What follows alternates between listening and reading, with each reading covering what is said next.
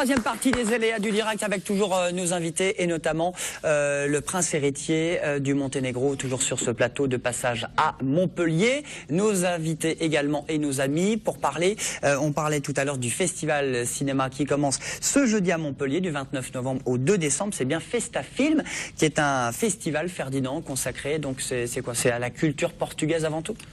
Non, c'est un festival qui se veut plutôt une passerelle entre culture lusophone et francophone par le biais du cinéma, provoquer des rencontres entre cinéastes et vidéastes du monde francophone et lusophone. Alors on dit lusophone. Lusophone. C'est lusophone, c'est tous les pays qui ont en commun la langue portugaise. C'est l'équivalent de francophone pour le français. Alors j'ai vu qu'on disait par contre un cheval portugais, un cheval lusitanien. Lusitanien. On dit pas un cheval lusophone, hein, les comprendre? Non, parce qu'il y a une différence entre lusophone et lusitanien, entre la lusitanie et la lusophonie. La lusitanie, c'est le Portugal. En fait, c'est essentiellement le Portugal. Le Portugal, c'est le nom que portait le Portugal à l'époque romaine. Donc c'était la Lusitania.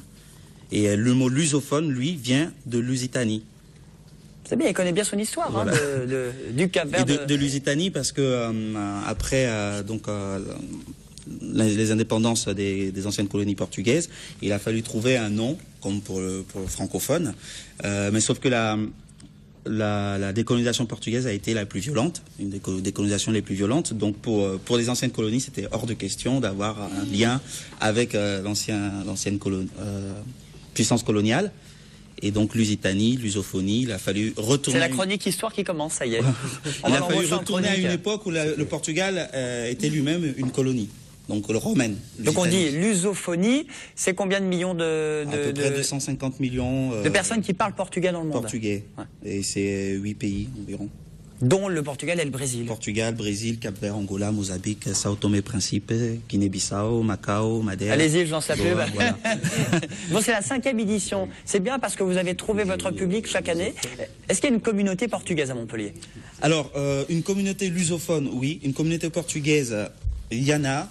Pas beaucoup sur Montpellier, mais aux alentours de Montpellier, on en retrouve à Frontignan, à Clermont-Lérault.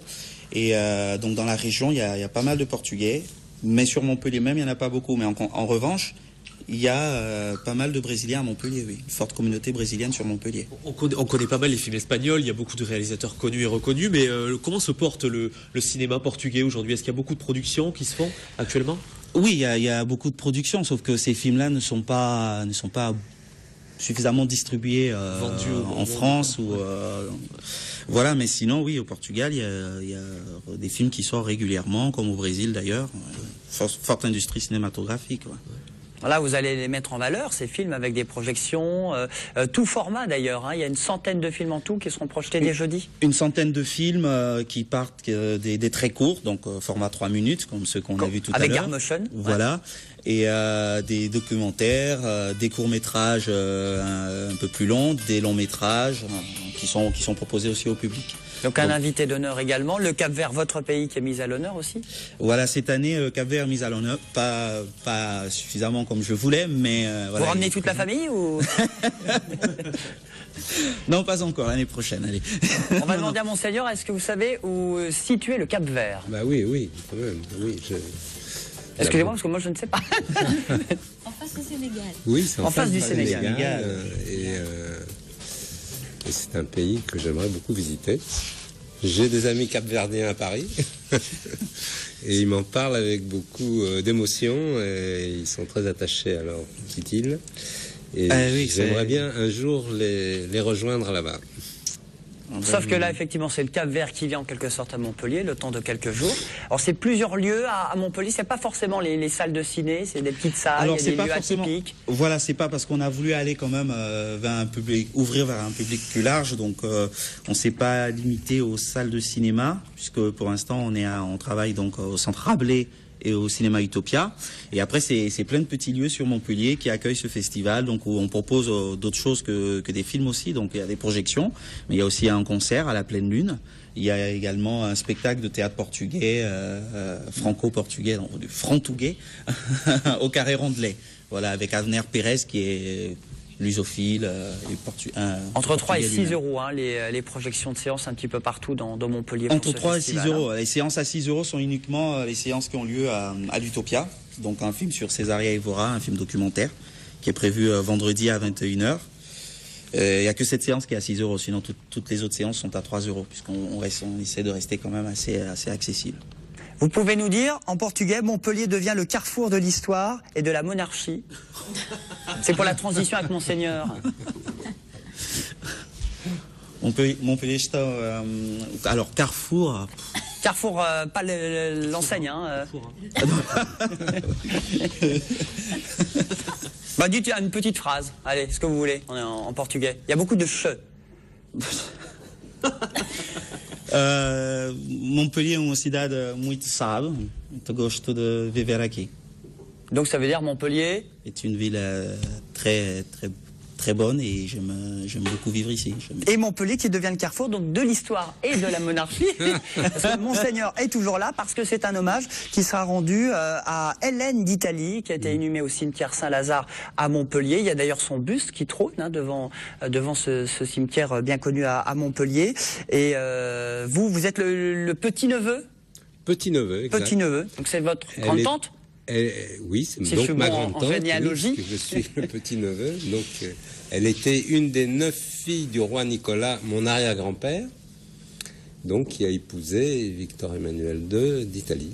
Et vous êtes prince héritier du trône du Monténégro ? Je suis prince héritier car je suis le seul descendant direct, puisque le roi Nicolas a eu donc 9 filles et 3 fils, donc seulement un des 3 fils a eu des enfants, a eu un fils et les autres sont morts sans avoir de descendants et mon père n'a eu qu'un fils. Vous avez tout suivi ? Enfin voilà, donc je suis le chef de famille. Et vous l'avez appris il n'y a pas très longtemps également, Monseigneur, fin des années 80-90, que vous allez être l'héritier oui, c'est-à-dire que c'est pas que j'ai appris qui j'étais, mais je pensais au début des années 90, je pensais que c'était une vieille légende un peu oubliée. Et les événements ont fait que je me suis rendu compte, en retournant au Monténégro et en voyant la ferveur et l'hommage qui avait été rendu à mon arrière-grand-père, donc le roi Nicolas, qui revenait être enterré dans son pays. Et dans une petite ville, l'ancienne capitale de Sétigné, 13 000 habitants, il y avait 250 000 personnes pour l'accueillir. Donc ça m'a fait un choc. Et depuis ce jour-là, ma vie a un peu basculé. Et puis surtout qu'ensuite, c'était la guerre en Yougoslavie. Donc, ce sont des événements qui m'ont effectivement... Je trouve assez génial que vous soyez proche des gens, que vous soyez assez loin de l'image que les gens se font des princes. Je ne sais pas si c'est l'image que vous aviez, vous. Je ne sais pas, je vous trouve assez proche des gens. C'est important pour vous de garder cette emprise sur les gens, vous voyez ? Disons que, vous savez, le Monténégro est un tout petit pays, 650 000 habitants. Et c'est comme une grande famille. Donc, être prince au Monténégro, c'est peut-être pas la même chose que d'être prince en Angleterre. Et donc, on se sent évidemment beaucoup plus proche des gens parce que tout le monde se connaît, de quelle famille il est, etc. Les gens là-bas, ils m'appellent Nicolas, on s'appelle par le prénom. Je vous appelle Monseigneur depuis 1 heure. Je vais l'appeler Nico direct. Elle s'appelle Hélène d'Italie, la reine. Hein. Oui, la reine Hélène. Et en monténégrin, c'est Jelena. Née en 1873 et décédée donc en 1952. Ça fera 60 ans demain, jour pour jour. Pourquoi vous avez voulu rendre un hommage peut-être aussi tard? Vous l'avez déjà rendu déjà. Oui, je suis déjà venu plusieurs fois au cimetière. 60 ans, c'est quand même une date. Et c'est une date aussi qui est importante pour... je pense par rapport à la situation aussi dans le Monténégro qui commence à faire toutes les épreuves pour rentrer dans l'Europe. Et je pense que c'est très important symboliquement autour de cette reine qui était vraiment une personnalité formidable de générosité, de modestie. Et c'est important par rapport à sa mémoire de retrouver des liens d'amitié entre l'Italie, Montpellier, le Monténégro. On est autour de la Méditerranée et je pense qu'on pourrait avoir des projets communs. Et ce qui m'intéresse aussi à travers cet hommage, c'est de rendre vivant sa mémoire Et j'étais très heureux de rencontrer le professeur Lamarck et de trouver un accueil vraiment formidable ici, à travers la mairie, à travers tous les gens. Alors un dernier petit mot, c'est une visite princière demain, mais c'est surtout une journée d'hommage, de recueillement. Vous serez au cimetière, vous serez à la cathédrale Saint-Pierre, je crois. Oui. Vous allez voir Hélène Mandrou, la maire de Montpellier, c'est ça? Oui, tout à fait. Et l'après-midi, on va voir avec le professeur Lamarck le Mamo mobile, et parce que je pense que c'est important aussi. C'est une expérience que la région a faite autour de la prévention du cancer, et c'est quelque chose qui est quelque chose qu'on voudrait aussi faire profiter les Monténégrins de cette belle expérience. Voilà, émotion à votre grande tante qui est la reine d'Italie, la reine Hélène. Merci beaucoup d'être venu sur ce plateau. Merci à tous nos invités. C'est déjà terminé pour les aléas du direct. On se retrouve demain sur TV Sud pour de nouvelles aventures. À demain, bonne soirée. Merci.